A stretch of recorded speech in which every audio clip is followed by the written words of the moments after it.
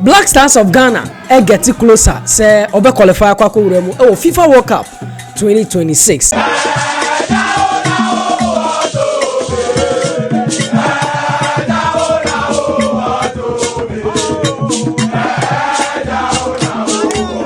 After say match Mali etwa omoka no by 1-0 na ebusu me do uremu game ni mo na afei so match analysis no me di ni nyina e de ama on live e wo dwumade yi so afei eniema ye note ye e wo game ni mo and going forward there was here tactically me di ni nyina e bremo first time ni a message say subscribe to this channel or subscribe we are be like it now the comment no aba we are no me notification bell no so e de ama me se be ya videos a wo do e be post no wo su betimi enye bi ahwe ene Black Stars of Ghana eso etimi ayadwuma ni nyina ye se omatena Accra Sports Stadium eso etimi ache Mali etwa omo ekane baako ama Mali eso etimi anti a Black Stars apeke the 3 maximum points ebusua na enya asem keto akwa na we beka say we a hard fought victory ni nyina ye se ama ahogo so Mali for no eba be ye adwuma yi pa on the day coach a friend say Tom Saintfiet one ne mrante no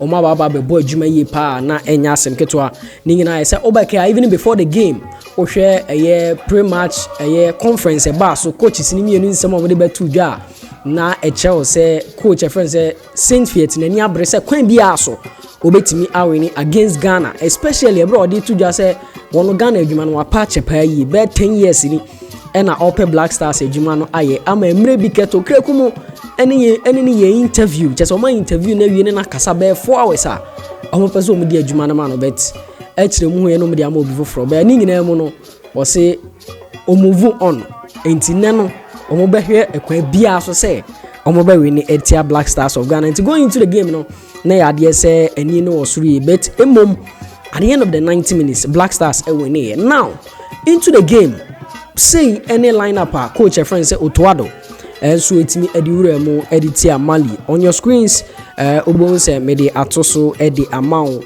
cool keeper friend say Benjamin Asari started will go post ni mu Jonas Ajete Saso na Mohamed Salisu Alexander Ajiku wo mo energy na 3 back honom no na 3-4-3 na coach Otuado ediwura mu midfield 4 no ubenya Caleb Yirenchi Thomas Partey Kwesi Sibo na afisu Gideon Mensah ewo middle na afisu animo no ubenya Jordan Ayew Antoine Semenyo na Mohamed Kudus womo so any 3 players are omo start here edema the Black Stars of Ghana saso na okopie mo Malia obo se me the line up no so etimi atoso edi amawa Jigui Diawara ono start here Salim Diakite Siku Niakati wono eso etimi start here saso na Mamadou Fofana ubenya Amadou Dante enso etimi eboe no 4-2-3-1 ena Mali eso de start here Aliou Dien ena Mohamed Kamara in middle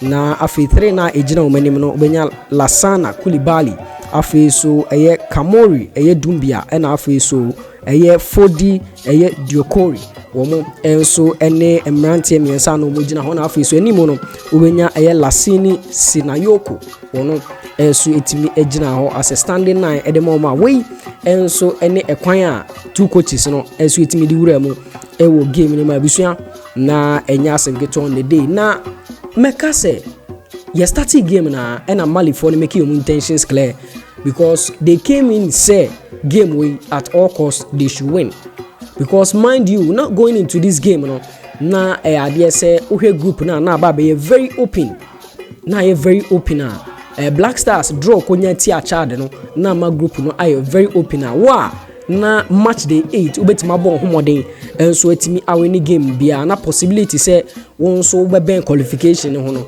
na ade say e wosuru yi pa enu nti ubehwe before this game no ade say na Madagascar enso ne Chad e de abo ani ama Madagascar ache Chad etimi etwa no by 3-1 na ama Chad anase Madagascar enso ababenya 16 points as Ghana na enso 16 points intina pressure ewe yesu to deliver in this game abusia na enye asem ketwa Emma Mali said I'm kind they started the game very well make your intentions clear say they are coming in for the win and in terms of possession from the first half to the second half it was all about Mali dominated play in terms of possession Enti on your screens ohwe according to ball possession na me dey ato so e dey ama na Mali omo ene dominate here na Mali entimi nya 55% of ball possession compared to Ghana yes etimi enya 45. So it tells you say in terms of possession it was Mali. Now ohwe shorter in the game Mali etimi enya 9 shots, Ghana enya 6.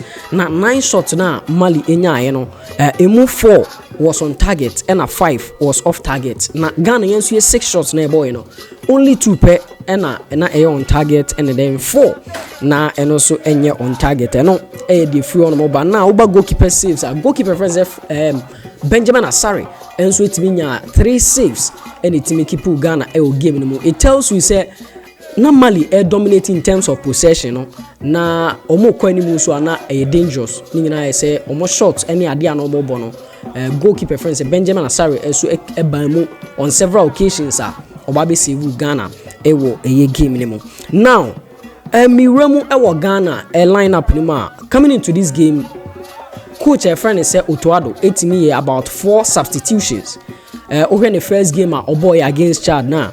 In this game, you will say Abrantia Nidin de Alexander Jiku Ababi Uremu, Kwesi Sibu Ababi Uremu, Saso and Thomas Partey Eswetimi Ababi Urema. These are players in the first game. Who say omo enswetimi esia kan but these guys enswetimi ebabinya part a player with this particular game. So it tells you say na coach Otuado enswetimi ayenadwe so obesisa niemem said be ya in this particular game no obetimi enya win the ama the Black Stars of Ghana. But said me kan boys no they looked very determined say na ekwan bia so omo betimi awin game no aside say omo jai possession na dia Mali na then Mali are dominating in terms of possession anytime obo say boys no bejibo ni bia no na they look determined compared to your first game ye Chad boy no na boys na ni abrese ekwan bia so also omo ye bibi and in doing that no sometimes na our prepare no na emo mu ye mistakes and make us say in the first game against Chad maybe aka say you wasted so many efforts ninga I say nya chances bia na wasn't kitimi make good use of it. And in this same game met me account the same thing because in this particular games me who say nya chances bia na if senka boys no compose omo ho nanka omunya abotre relax ye anya ho pepere nanka ebia nka me betena han nka me kase Ghana she be 2-0 na 3-0 bi and unti in the first half that chance Mohamed Kudus offer ball on the right a dribble ye koye cross edema Abrantia nidi ede Antoine Semenyo nechi NFC ball no anase nechi NFC goal post or control ball no ede ne left foot no a place here and a cover goal post in nchen. And that chance na make just say in the first half it was the clearest opportunity Black Stars of Ghana yenya ya nanke betimi make good use of it but sa chance no yes kwanda. And in the second half after sena yasha first goal no yenya counter attacks bia if senka boys ni nya abotra the likes of Kamal Dimo Mohamed Kudus mo omunya abotre on that counter break na e was senka Ghana yetimi ni sa balls no enso yetimi to atene mo men ade say eno so ntimi amfa go ama because of our prepare any pressure na eda boys no so no and also me yetimi message such opportunities ade no so amoya going forward I was a coach Otuado ono so etimi hwe na one mrantie no enso di ho komo anasa omo kasa said be am be more composed on the ball than say omunya ball na omo be pepere omo. Now abusia obibusa say this is a Ghana team who players in the profile. Now they compare Mali Diana Ghana team way no in terms of players profile no ye way ahead of Mali. So Eban is saying and Ghana ni Mali bebo game. Especially after say Ghana share goal in the 49th minute it was all about Mali. Now for Mali for no apini Ghana to our own half. Na Mali dominate play. Na Ghana ye ji ani aboesim. Na for Ghana ye rely on counter breaks. It's like you giving up say ye the possession na Mali and ye be defending. Inti yakogwo achiri. Omo twea no mo de ball ne ba ye ji ani aboesim bam. Yejia ni aboesim bam. And we chances are sad we na ye no ema Mali for ni nya ɛno na mu mutimi nya 9 shots in the game. Ɛmo nya 9 shots in the game, and unu opponent ebo na okogu akire na oboba na waje na odi ama no na obo shot ni ade a sometimes possibility so obetimi ahye goal na e wosoro. And in this case, so when your goalkeeper so you good at boss ni be fa pole ma e betimi result in a goal. Although Ghana winning game not all right, but to me, your performance on the field of play, no, I wasn't impressed. I was happy we got the 3 points, and that day I'm happy as a Ghanaian, and me sure say Ghana ni bia any budget, but I was on the field of play. Man who be papa be our boys in a year. Seriously, apart from say who be say in our previous game na any source of agency be any ho say who say na boys in any abrasom person ye be no ma relax it. But in this game ye who sa sense of agency ne say boys na any abrasom person ye be. But on the field of play so ubetimi don say so boaka say they were playing according to this tactics. A system wey na Black Stars for airball na omo pattern of play na say na busua man who be. And this all bounce back to coach your friend say Utuado. Say what is Utuado doing with this team? Because busua ye betimi akwa koton na ma we wiase nyina de ama wo safa ye aduane. Be se onima aduane ne ya ana se onimu kwan ne ya o ya enye de. And e bi na coach Utuado ye no. Because the best of players are coach bia be here and na ye dia money. Oh, shall from defense to midfield to attacker. Ghana, your players are omo profile was ra. Any kwan said this ball way, and your ball way, and I was any mali kobo. Ni kogu mali jia, oba, ne ba ni aboli boom. There be Black Stars is better than this. Obi baka se qualification in here, win in here, yes, it's good. But busa who say win o qualify we ko PM World Cup. Now did this bad performance, this poor abysmal performance when you call World Cup now. And for so ben also, what are we going to showcase over there? Said this performance when you call, what are we going to showcase over there? And a basa M1. Now, me person coach a friend so Utuado, the system of boy, and the formation on the Uremo 3-4-3, and our boy. And I was mean person may remove because of time. But what I can say is a 3-back system, and I said that for 3-4-3 now, coach Utuado boy, and you who be from coaches in world football. And coach Bako Beboni Dipaye, Antonio Conte. So when it comes to 3-back system, he's a master of it. And why with so many clubs are why successful. He did it with Chelsea, with Juventus, and then Inter Milan. Those clubs now are coaching in our 3-back system, are working to perfection their man. And in that 3-back system, Ubenya 3 defenders, na wenya 4 midfielders, na wenya 3 attackers. And no, done a 3-back system. And semi room kakrebi ediamawa. In this 3-back system, there was a yeni. Ubenya 3 central defenders. 3 central defenders. No, umejuma ye say, umuwe provide a dear friend say solidity. Defense ko. Ube provide solidity. Defense because in a normal football system, I am a table, and I say in a normal back 4, I am 4 backs. Ubenya backward right, backward left. Now when you're 2 center backs. But in this system, ubenya center backs no miensa. So when you extra man, aba beka ho a my defense no a solidify compared to say be 4-back system.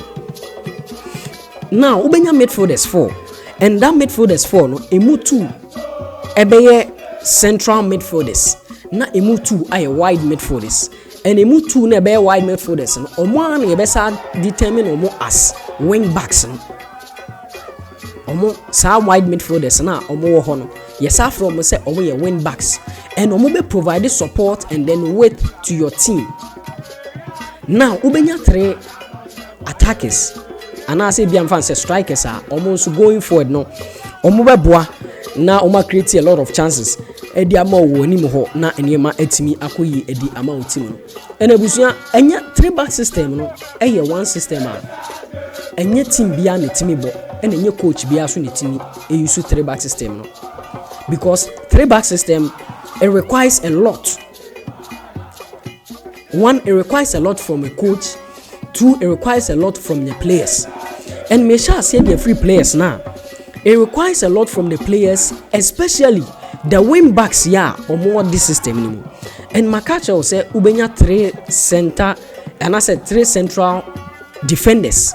Now when you 4 midfielders and midfielders no emu 2 ye central midfielders and emu 2 ye wide and I say wing backs no na Makacha will say omo eye players bia omo hu ye pa ewo a 3-back system anymore. Why am I saying this? Those wing backs no say ye defender omo be ka 3 backs no ho e ma defenders ne be ye 5 eno ye omajuma baako nti whenever a team ni defender no those wing backs no ebeba be ka 3 central defenders no ho amoma ye 5 nti ye defender omo ka ho. Now in midfield omo be ka 2 central midfielders no ho e ma midfield ne so ye compact midfield no mu ye du e ma munya control e wo middle. And into midfield no obese hu sa wing backs no ho na then whenever we are attacking almost also echo animu e provide weight to the team enunti in Antonio Conte teams ahodo awabo no ubo se ne wing backs ne right wing back ne left wing back ebe ko animu akwakoye crosses no na then yenya 3 attackers a omo any defenders ne kwakopre ball enunti say sa attack a in that same 3-back system no ubetime nya number of 5 players are more attacking so wode wing backs ne ka ho a because already or 3 attackers wo in this situation no wode baga na de ni ma wo Kudus wo Antoine Semenyo wo Jordan Ayew na 10 wing backs na kwa ka ho in this team ubenya Kairibiri anya Caleb Yirinchi and afesu Gideon Mensah so mo so ba be ka ho are provided with amenya 5 players. So 3-back system your system bia said me kind it requires a lot and it requires high level of fitness. Unye player we fitter untimi more in a 3-back system. Now in a 3-back system the entire maker say requires a lot from players no. Players you need to be tactically aware. There was some tactical awareness and was so especially sa wing backs here make come at any given point in time you need to be running because ye defender was so can 3 center backs no ye ball no middle was so can midfielders no was so can 2 central midfielders no ye ko animo was so tactically was so awareness e was so you need to do a lot of running attack defend attack sa so 3-back system requires a lot from players. And yet team it requires a lot from coaches. But we say in this our team 3-back system ya coach to ado elbow and yama mabobo so ye hu ye every ye coach ho ana and ye hu free players ho ana the answer is no. Because enne ye nya midfield control because so boy 3-back system a 3-4-3 system it's answer what 4 midfielders in it no you need to control the middle. I was so detect the pace of the game. I was so middle na I would control game no na watch be ball equal. Also with me dominating possession. But we say the game na say na call yana. The answer is no. When it comes to the defensive aspect, Meka say I know there. Young conceded goal into Meka say we defended very well. Into defense one day, Meka say it was okay. But here we are attacking wise. Not the same. And to me attacking wise no ankoye although we scored 1 goal but that goal na e share no we be say goal math melee and as a goal math scramble petre na ball no koto atenem. It wasn't a well orchestrated goal say ya work from defense to midfield to attack ebia ya work through our middle and as through our wings and the goal naba it was through a set piece corner kick petre na jikun copying ye shame. So it wasn't a well orchestrated goal. So your 3-back system na ye bo no coach to ado onhunu dia wo ye because in the 3-back system no I was so give specific roles to your players o players no so obi ehu adwuma or here on the field of play but meka say players no they are lost on the field, the coach is lost inti coach ni so about 3-back system or what 3-4-3 but the players ni gina ho omo ye no omo hunu de omo ye coach ni so hunu de wo so ka kire omo ye ena players ni nyina akogu akiri ball ne ba bam na ye ko benka wo bot 3-back system ade ba ko a eye o key weapon counter attacking system and as a counter attack I was a counter attack na eye adwuma inti Antonio Conte wa Chelsea that time na the wing backs no Nigerian Victor Moses and on ball right wing back and then the left wing back was Marcos Alonso. These were guys Chelsea attack here ubo so mu dimuntu intiman omu defend here omu dimuntu intiman crosses no here and there the same to no ba Antonio Conte team enche ye bia wo Inter Milan ho na me hu the best of Hakimi Ashraf because ye defend here ubo so ho ball no middle ho ya attack here ho but in this team coach Otuado ye bia futu obekwa ama 3-back system no unim what it requires jaibo because it's not helping us. Uhunu kwanya obefa so a ahihye players na opanyini obema players na bre enene said me kind game ya winning all right but it wasn't the best of performance and ye nyaye from the boys and ukosia any good team bia tactically we good or sharp wingers or good strikers obe exposing obe show because wako go achire na wo boni bim and the moment obe kwa go achire obe won opponent na pin into your half na the ball ne ba na obo ni bom no anytime bia no obe create chances and the more we create chances no possibilities obe shebu no e wo soro and ya winning be make catch say it wasn't a bia coach tactical brilliance bi and I say players individual brilliance bi we won this game based on luck bi because on the field of play performance it wasn't the best and going forward coach Otuado should learn from this game na yen 2 games na aka no on sesan yemam se 3-back system no na onhunu so ana onim de obeyama na waki ya 4-back system a omo ne mo ano because de na omo ye ne pitch ne so ne de ukosia coach bi a waben all quality players obehyew and basa be hardware now uhwe a group na Ghana asaso ababa be lead group ni win say Ghana won 19 points after match day 8 and I din kan ewo eye table no so on your screens ubo say me dey eye table no eso etimi ato so edi amamo table no and that screen so no Ghana ewo 19 points after match day 8 your goal difference no 11 afi Madagascar toso mienu 16, Comoros etoso miensa 15, Mali etoso 9 12, Central African Republic etoso 5 and Chad etoso 1. Now the TNA group no say ohwe from the 4th position eba Mali, Central African Republic, Chad omo nyina automatically omo qualify for World Cup ni dia enyeye say first 3 countries no and ejina omo so mbe battle out in the last 2 games na 6 points no wow bet my year ho wait me e qualify from group I from the 4th to 6th there obi afrim now we top 3 teams na Ghana, Madagascar, Comoros 2 games na aka no say no obi first chest here Comoros 2 games no on Madagascar bebo on the 6th of October e wo home na wapa away no beba Ghana bebo on the 13th of October. The next team is Madagascar. Madagascar in last 2 games, no, or also any Comoros ebebo obeko away to Comoros and umakwa kobo. Not then I say wako away to Mali and so ni Mali akwa kobo. It's last 2 games Madagascar bebo no. Ni na away games mana a disadvantage.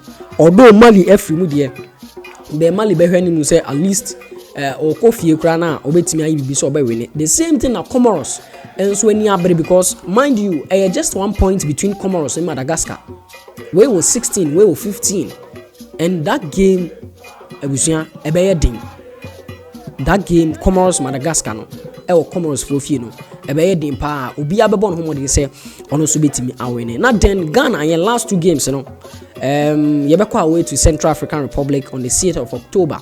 Now on the 13th of October yatena Accra Sports Stadium na yene Comoros so etimi edi abo ani a these are the next 2 games are these top 3 teams no obi abebo na wahwe ni mu se obetimi a qualify na edru say na mathematics no so etimi adoso. But the good news for Ghana is say we are 3 points ahead of the second place team, which is Madagascar, and after so we are 4 points ahead of Comoros.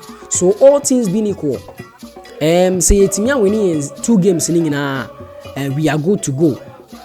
But Ekoba say ebia Ekoba drop a point bia eno na ebia the pressure kakra ebeba.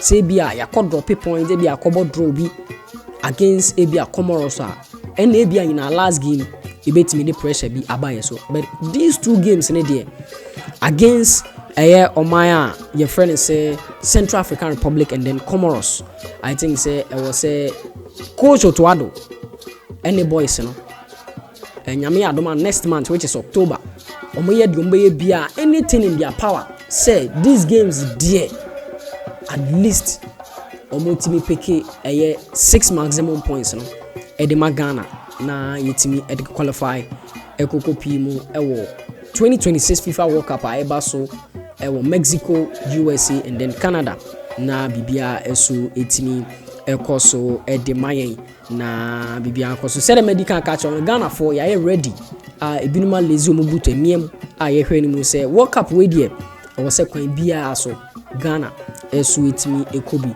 enu nti na Ghana for nyina ne ohwe Accra Sports Stadium ade say na attendance no ade say very very massive enya asem keto akra ni nyina say Ghana for dodo na hwe ni mu si betimi a qualify enu nti na despite the nurse bia no omodo omodembo ebeta echi nti besere ko totoado kotodegu form ensa dansa yem nadaroma yesere no 2 games we dear we can't afford to drop a point. No more matramakwe yempe matramakwe bia in our next call up yempa nansisem bia on call it the right place on suade because Ghana for bonechi achedodo yenyina enim se na uncoach club biada yenyina enim se na a trainer scout bese GFF anya omugidie na upon all this oma overlooking the likes of Tom Saintfiet mo coaches akese e continent we so afa wa coach Otuado yes enough of the excuses. They say coach Otuado co premier conference bia excuses nko na fa ekura do ne centrofo na bi ha kwa dane ntokwa ubisa ne question asema coach Otuado betu amount ebusua na anu ayede coach yesrew prove Ghana for nyina wrong in our last World Cup on ade call ye Qatar 2022 on our share Nigeria ade call ye yinim but we dey yesrew US in ye call munya adwuma na mai na bibia enso intimi enkoso kama. Now in our next video me no ba be din komo bi in this particular game players bi eyi omho bo modern e wo se bebo mo aba so na yede omho nsem bibiri enso intimi brew going forward how e wo se intimi hwe na keep these boys na a bit maboa in the long term the Ama Black Stars of Ghana na bibia intimi akoso. First time me message say subscribe to this channel, like if our comment in the bra we are no notification bell na so the ama me say the videos how do e be no so betimi enya bi ahwe.